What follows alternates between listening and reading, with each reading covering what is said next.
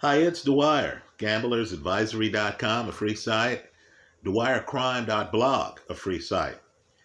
Let's talk about a particular moment that I think true crime buffs might be interested in from the Zodiac case. But first, remember, the opinion you should follow should be your own. Just consider this video to be a second opinion from a complete stranger online. Today is Tuesday, August 22nd. Now, like many of you, I'm a true crime buff. And there are a few moments in these terrible crimes where you wish you were a fly on the wall just to see what actually happened. And since we now have the benefit after the fact of the evidence, sometimes after a trial, since we know what the prosecution or the law enforcement community think happened, it would be interesting to go back and look at the scene to see how the perpetrator hid the truth. Now, for me, one of those moments where I wish I were a fly on the wall just to see the mechanics of it took place in the O.J. Simpson trial. Let me just point out that O.J. Simpson is on a plane to Chicago, right? If you believe the prosecution, and I do, O.J. has just killed two people. He has a finger that is badly and deeply cut. It would later require a lot of stitches.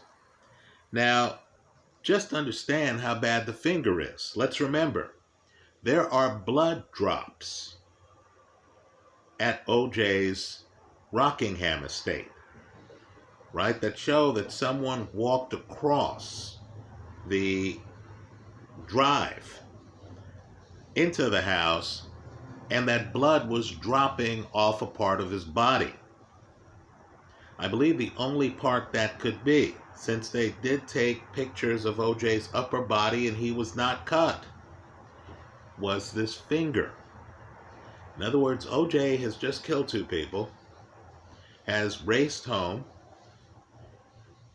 right, has jumped the fence, left the bloody glove, that's the police version, walks across dripping blood, makes it into his estate, right? Then, of course, the limo driver pulls up, O.J. comes down, is in the limo, makes it to the airport, makes it onto the plane with a deeply cut finger that had been bleeding.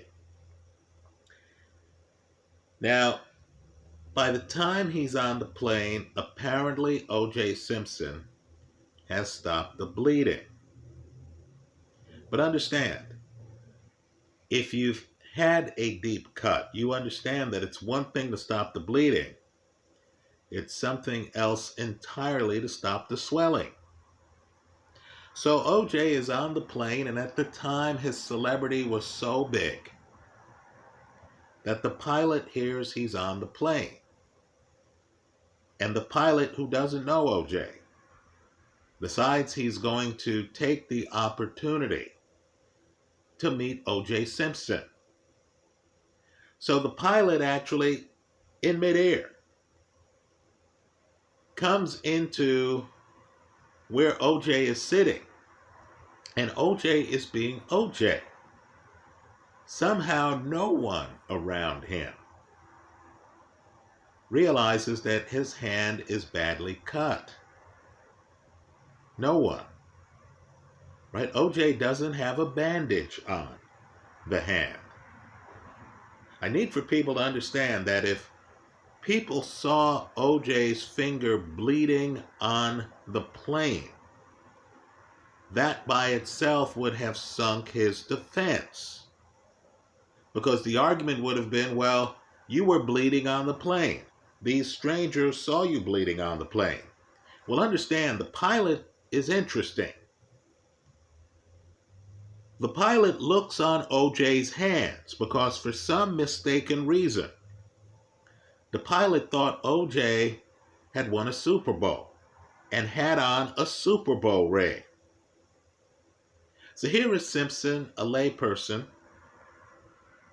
who, as far as we know, has just killed 2 people for the first time in his life. It's worse than that. One of the people is his wife, his ex-wife, right, who he was in love with, at least at some time, if not even in that moment. So one would think OJ would be uncertain of himself. One would think OJ would be there thinking about his wife, thinking about their wedding, thinking about the good times they had, thinking about his kids, who, of course, are in the house when OJ kills the wife and Ron Goldman and leaves the bodies right in front of the Brentwood condo. But no, OJ, who had acted in films, right, who was a public person at the time, who had dealt with celebrity and cameras at the time, somehow conveyed someone who was not disturbed, right? The pilot felt OJ was OJ. The people around OJ felt OJ was OJ.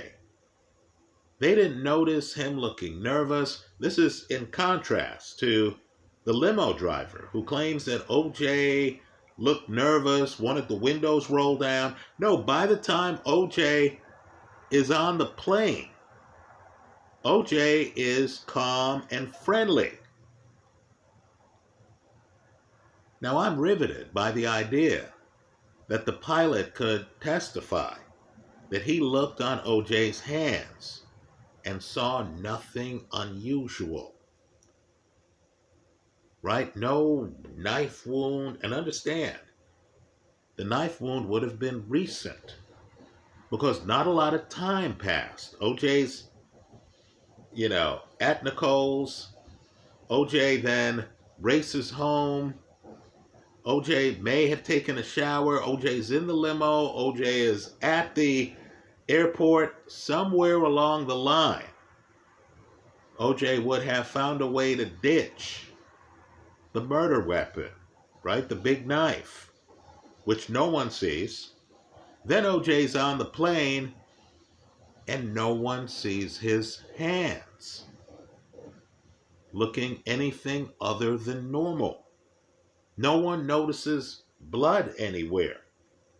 OJ doesn't have a napkin that people remember that he's pressing up against his hand.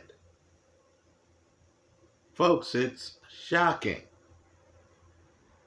right? I wish I were a fly on the wall. By the way, the O.J. Simpson version of events is that he's cool and calm on the plane because he knows nothing at that time about the fact that his ex-wife has been murdered, right? He has no concerns.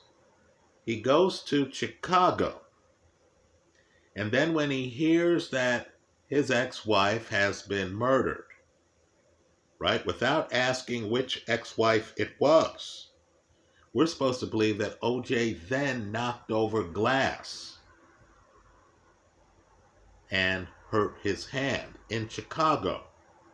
He could only push that narrative because no one saw him with a cut hand on the plane, right? It's interesting too because, of course, the limo driver doesn't see O.J. Simpson with a cut, bleeding hand in the limo going to the airport. Well, the Zodiac case is one of the rare cases that has a similar scene, where it's what's not seen that's shocking.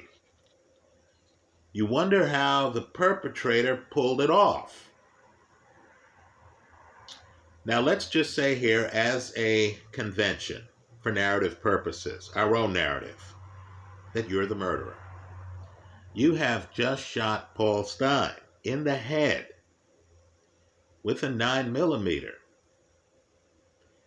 in Presidio Heights, a residential area in San Francisco. In other words, folks, this is not Lake Herman Road. This is not some isolated parking lot. No, you're in a major city.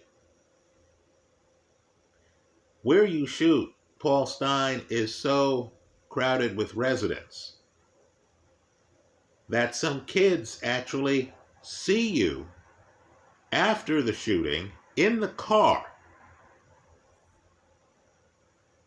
moving Paul Stine's body. Understand, the view that they have of you is so good that they're able to do the police sketch. They're able to cooperate with law enforcement, point out that you were wearing glasses, right? Talk about the shape of your head, talk about your haircut. They see you. Now understand, headshots are bloody. You'd be surprised how much blood is in your head, nourishing your brain. Also, the scene is hectic. You not only leave a card with the Zodiac symbol on it in the car deliberately,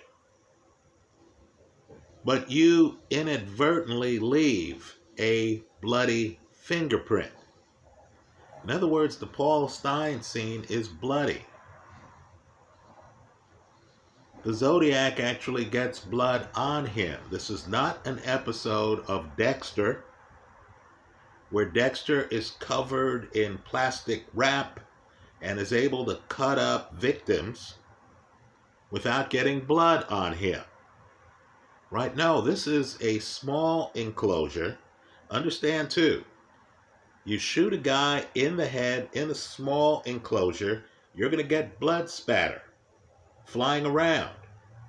We know blood gets on the shooter's hand because of the bloody fingerprint. Now, just understand, this killer, again, in Presidio Heights in San Francisco, it's almost not believable, right? With people around. By the way, this killing happens before 10 p.m., right? This is not happening at 2 in the morning, right? With people around, this killer then takes out a knife and cuts off part of Paul Stine's shirt. And folks, Paul Stine's shirt is bloody. How do we know? Because the killer enclosed a piece of the shirt in what was claimed to be a letter from the Zodiac 2 days later. Right? So just understand, residential area, noisy way to kill someone, right? Gunshot, 9mm. The guy leaves a bloody fingerprint, leaves the Zodiac card, takes out a knife, so he has a knife on him, cuts off part of Paul Stine's shirt, right? Keeps the gun on him. The kids who see him when he gets out of the car see him circle the car and wipe down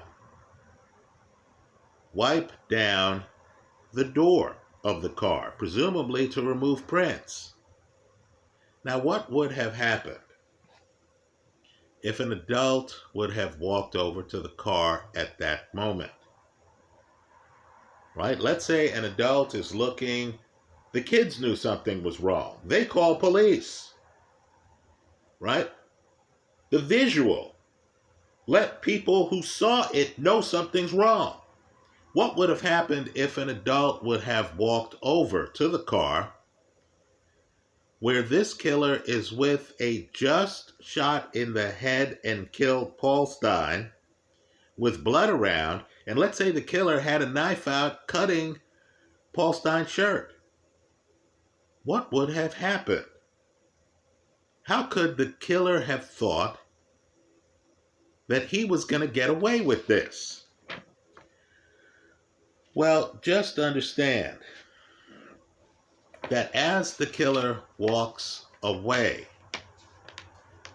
cops are coming to the scene. The cops come quickly. Right? Presidio Heights, for those who don't know, is actually a upper scale neighborhood. Right? This is not the hood where the cops rarely show up. No, this is a heavily patrolled area. So understand, the cops are coming to the scene. Let's talk about what this killer at that point has on him. We know he has traces of blood on him, or at least that he came in contact with blood in the car since he leaves the bloody fingerprint.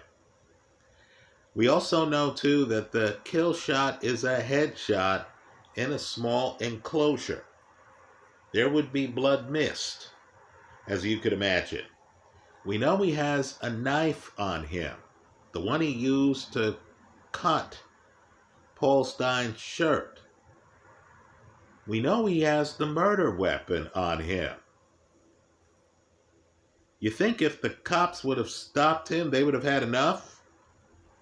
But the coup de grace is that on October 11th, and understand, in San Francisco, sometimes early October is an Indian summer. Right? I'm just telling you, early October in San Francisco, in my eyes, in my experience, has been one of the hottest times of the year. The coup de grace is that the killer also has on, or has with him, a bloody piece of Paul Stein's shirt. So just understand, two cops pass him. Right? The guy is there. The cops see him.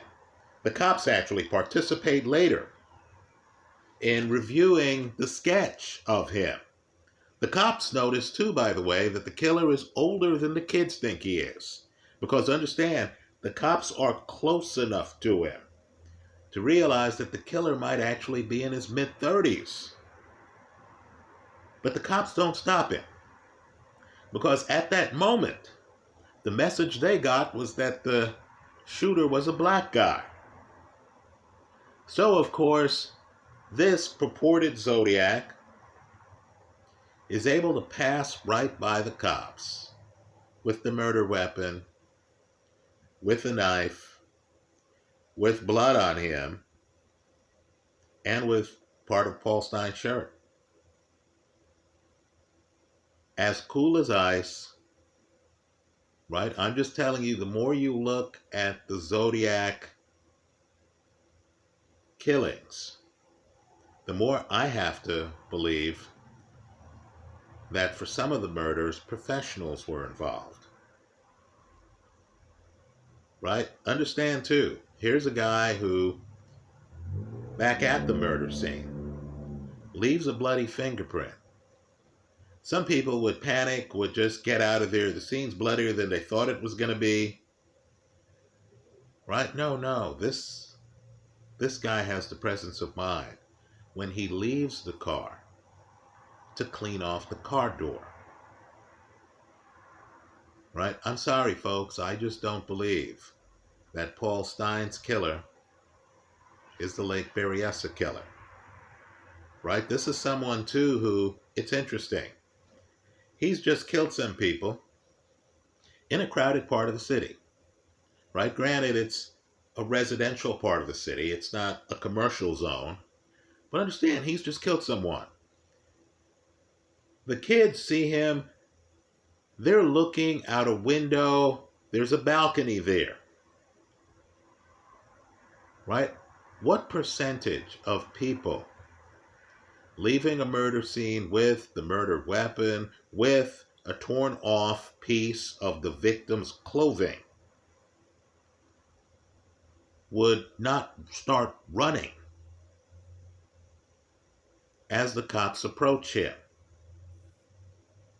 This victim keeps walking. To this day, we don't know who he was. Let me hear from you. If there are other moments in true crime history that just are riveting to you, that have you wanting to have been a fly on the wall, let us know about them in the comment section of this YouTube video. Thanks for stopping by.